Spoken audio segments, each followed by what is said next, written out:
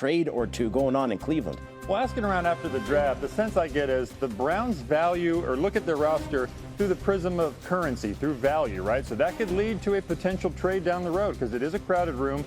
Head coach Kevin Stefanski does like to keep 4 quarterbacks in his room. You see Deshaun Watson there, probably won't be a part of that because of the injury. So you roll with those 4. They gave up a 3rd-round pick and 2 5th-round picks for Kenny Pickett, Dillon Gabriel, Shedeur Sanders. Maybe they can recoup some of that if they showcase one of those players in the preseason or one looks good or there's an injury down the road. So we'll see what happens. They're going to give these guys a shot. They are very high on Dillon Gabriel. That's a player that I had earmarked going into the draft, was hearing from other teams that the Browns low-key really like. He's a smaller player, so he didn't have a high draft status, but they love the way he plays the position. So we'll see if he can make a little move here. I have a feeling you're going to be talking about the Browns a lot on Sportscenter this season. No doubt. In the past 10 years, the Browns have more seasons with 3 or fewer wins than they have playoff appearances. That's crazy. But we'll talk about them a lot. Thanks, Jeremy.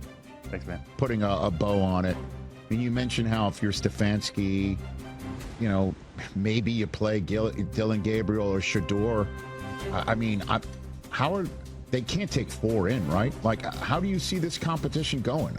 You know, I see it, just to throw it out there, and then you can tell me if I'm off or not, that they're just going to look at Flacco and say, we know you, okay? And we're going to have you, and you may damn well be the week 1 starter. So we're just going to remove you. You can be ready tomorrow. So we're not going to worry about you, right?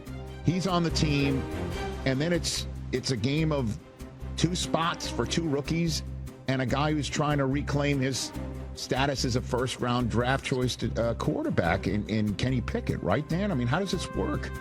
Yeah, so it was obvious that once they traded out of the number 2 position, that at least at that position, there wasn't looking forward to 2026. That you get that second first-round pick in 2026. I understand value, but when you're an organization that doesn't have a quarterback, that is naturally going to be, rightfully so, what we attach the thought process to. So there's, you know, and initially my mind goes to, okay, there's got to be overall looking at that class and saying there's some really high potential guys that might be in that class. So if you're the Browns and that's your thought process, I agree with you. Joe can go out and play probably competent football tomorrow. So if that's what you have, and you think as an organization that the general manager and the head coach are the right people, really indifferent of results this year, outside of, oh my gosh, it's a total disaster, then I really do think you want to do everything you can to figure out Dillon Gabriel and Shedeur Sanders. And did you find a guy that all of a sudden becomes Brock Purdy? All of a sudden becomes Dak Prescott? All of a sudden becomes a mid-round pick that overplays where he was selected, and maybe then quarterback's not that pressing need in the first round next year. Maybe you get to be in the advantageous situation that not only did you steal a starting quarterback, but you got him in a later rounds, and now you can really build a roster that can go on a 2 or 3 year run around that quarterback. So I think that's probably the way that I would go about it if I was Cleveland. Now, if both of those guys and can't tell you we can't play, like we're not good, we're not good players or early on in the season, then you have a starter that can keep you in football games and play good winning football. Yeah, I just find it that they're going to, I don't know. The way I look at it, I see it's more likely Flacco, Pickett, and one of the rookies than Flacco and 2 rookies. You know what I mean? What would be the so I think the pushback that I would have to that, Rich, is what would be the benefit to keeping a Kenny Pickett over the 2 rookies? Let's say they're one's an 8 and one's a 7 out of the 1 through 10 rating type of thing. I don't know. Winning games, it's just that simple, you know. And I know winning games in the long run, if you're already looking over the steering wheel at 2026, is not optimum. I don't know, man. I think one of them might show in training camp whether they're ready or not. And I agree. You know, and so carrying 2 rookies in Flacco means you're really opening your season up to being one long training camp for 2026, or at least a laboratory for your draft. And I just don't know if that's the way Myles Garrett, is this the quarterback plan that he had, was 5 guys, 2 rookies? You know, yeah. I mean, with Watson sitting out there too. still on their roster.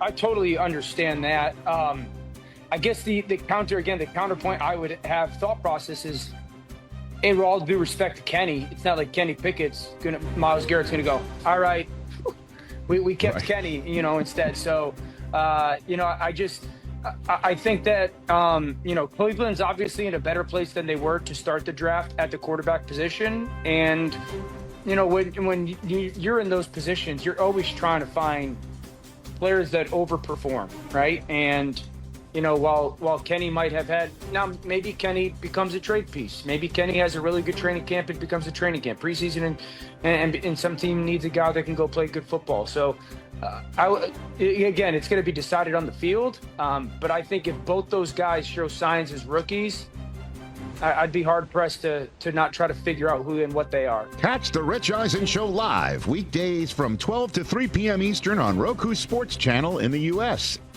Won't hold you to it, just fun. And if you're right, we'll bring it up. If you're wrong, this never happened. How does that sound, Albert? For a deal before I even ask the question.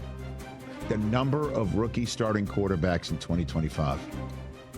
Give it to me. So that like everybody ignores these if they're right? And then if you get them wrong, then everybody knows about it. I'm flipping it. We will bring it up and say, he said this the Monday after the draft, and if you're wrong, this never happened. I promise you that. All right. Take your shot. I'll say two. I'll say Cam Ward and Tyler Shuck. All right, so then give me the I one. think eventually Dart will play. I don't think it's going to be at the beginning of the year. Okay, but then that's three then. You just gave me a third. So what was the premise? The number of kids that just got drafted at the quarterback position in the 2025 draft that will play. Everyone that's on the screen right here. Just play. But they're gonna start a game. Year. Starters this year. The number. Okay.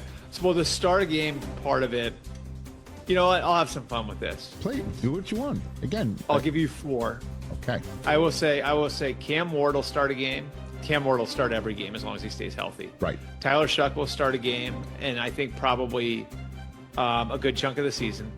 I think Jackson Dart will start at some point. Okay. And I guess this is going to get aggregated. One of the Browns rookies will start a game at some point. Mm-hmm. One of the Browns rookies.